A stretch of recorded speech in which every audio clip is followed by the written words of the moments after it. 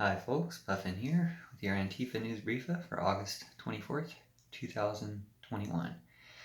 We have 1 week to get all our stuff out of Afghanistan and get out. 1 week until August 31st, which is the deadline that President Joe set for himself to get out of Afghanistan. And then the Taliban came in and said, well, you better be out by then. It's kind of weird. It's like, hey, I'll have all my stuff out by Friday. Let me get threatening about that. But to everyone's credit, as far as I know, people have generally been getting out safely, 20,000 up to about 21,000 people a day. Now, there's probably people who aren't safe at all. I mean, I hear people on the radio, journalists and people who have helped America who are afraid because they can't even get the visa to be approaching the airport to come over. But that thing is, they've been trying to get the visa for 5 and 10 years. So it's not like the problem is just right now. The problem is racism and obstruction to helping these people throughout the process. And you can't, as often as you hear these soldiers talk about how they feel bad for feeling like they lied to the Afghan people by telling them, we will help you if you help us. Like, you can't really expect different because they keep doing this. Like, they let thousands of interpreters in Iraq get killed. And it's just a recipe for, and people are getting killed in Afghanistan as far as we know. We've heard some anecdotal reports of that anyway. It's just hard to get reports.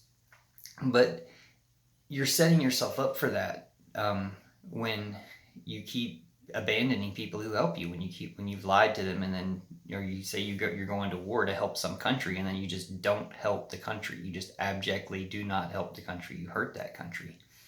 I guess I'm thinking about Vietnam. And similar type of thing. And we never wanted this war in Afghanistan. At least the progressive, the left, never wanted the war in Afghanistan. We don't support terrorists, and by contrast, Trump does support terrorists. So as far as people complaining about the withdrawal, I'll just run it down real quick. Trump invited the Taliban to Camp David, had a meeting with them in which he gave them everything and got nothing in return, excluded the Afghan government from it, so it's kind of like he'd already cut them out by then. And then he released 5,000 other fighters and leaders, unfroze their bank accounts. He's basically just working for the Taliban. Well, not just the Taliban, because Trump is working for Putin, and the Taliban are working for Putin to get back at the USA, just like the Taliban were working for the USA in Charlie Williams wore that Tom Hanks movie thing, to fight the USSR. So Putin's mad about that. That's why he got Trump to lie about the Trump virus and using Facebook. Again, Biden did say something about Facebook today, that they're killing people. He should be one step away from nationalizing that thing. You arrest Mark Zuckerberg, you seize all his properties, and you nationalize it. Not that America controls the world's Facebook. You nationalize our Facebook, and you invite all the other countries to have their own Facebooks. Simple solution. There's enough motivation for everybody to do it. Yeah, some people are going to run their Facebooks more oppressively or whatever, but not as oppressively as Mark Zuckerberg's been running them to elect Putin and Bolsonaro and Modi, who's made the Trump virus the worst in their countries. So hopefully that's going to be news too. Joe Biden arresting Trump, which might make a separate video on that. Rudy Giuliani's friends one of them had already pled guilty, the other one's changing his plea to guilty tomorrow. But yeah, I'm gonna have to do a separate video on that. Anyway, Afghanistan. Some towns in the north now. First I heard some towns north of Kabul. Now I've heard some towns in the north have been taken over from the Taliban by Afghan army or citizens of the towns. And they don't report on that in Western media. They don't report on that in America. Also, I heard about it on CGTN and the Chinese YouTube news. But then, through looking it up, you can find out about it. It's just not like put out there like a top story. And then they said that the Taliban retook the towns, which I don't know if that's true or not, because the last I heard, no, there are some towns that are held by opposition to Taliban. And it seems like if the Taliban were only in power for 5 years, I think from 1995 to 2001, something like that, they're only 1996 to 2001, if they're only in power for 5 years, even if they do represent some element of the society, I don't think they truly do,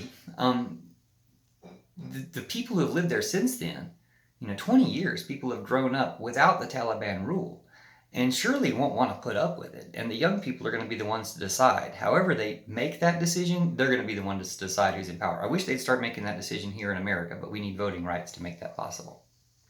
Anyway, we have Trump on the side of the Taliban, on the side of Putin. Like, they're terrorists and traitors in America, as we know from plenty of evidence of what they've been doing here.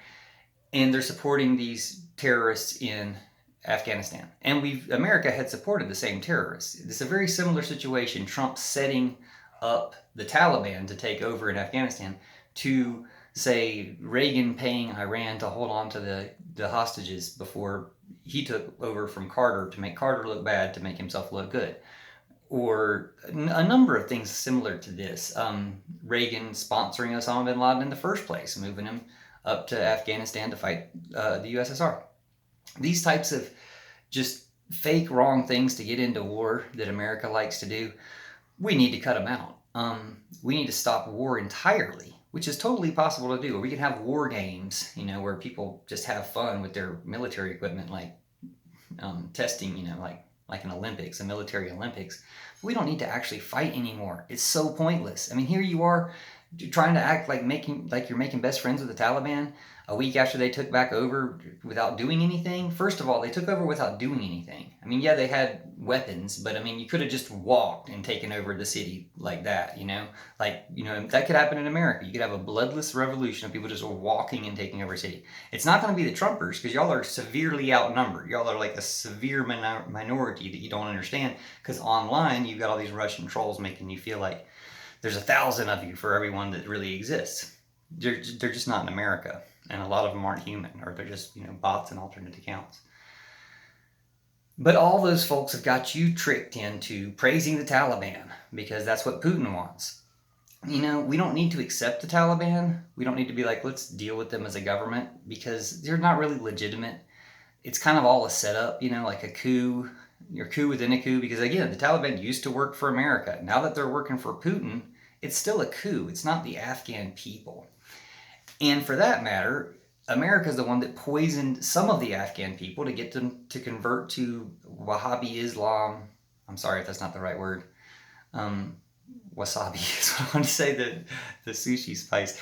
Wahhabi Islam is kind of a construction of America, like a militant terrorist Islam theology that Americans created to give to Osama bin Laden. Like, it's just terrorism. Like, we don't need to do this anymore. It's like a byproduct of war. It's like sending these people out to, anarchists or whatever, to try to cause trouble at protests in order to make the public think that the police are justified. It's all a big scam. So we need to cut it out and stop wasting time and money and lives killing millions of people for a big scam.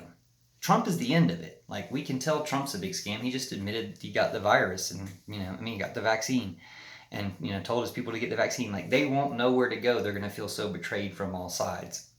The Taliban might feel the same way too, because nobody really wants to support them. And I don't think the people of Afghanistan want to support them. They're going to want something better, and they're going to find a way to do it. I mean, we might as well help them find a non-violent way to do it. But again, if you spent $1 trillion over 20 years in that country just giving people stuff, you would have bought a type of loyalty and created a type of culture that would be impervious to terrorism. One reason is because it would be successful. It would be people would feel provided for, and the terrorists wouldn't take over. Anyway, we can set a new example in Afghanistan. We can start a new model of making governments and choosing truth in Afghanistan and in America, because we definitely desperately need some truth in America. But I mean, it's coming out. People are revealing their true colors. So we got a week to get out, but that's a self-determined deadline that, if you're testing the Taliban or whatever, I mean, it gives you a chance to try to get people out as fast as possible. And at the same time, if you still want to get some more people after that, you can do that too. Who are they to say no? So, their red line doesn't mean anything. It's all about saying, hey, let's do what's safest and what's less provocative. And maybe that's why you don't hear in the Western media about towns being taken back over from the Taliban. Like, we won't talk about that. We will pretend like that's not happening. Maybe it's strategic. Maybe they're going to take over the rest of it soon. But they do want to get everybody out before that type of fighting starts. That would make sense.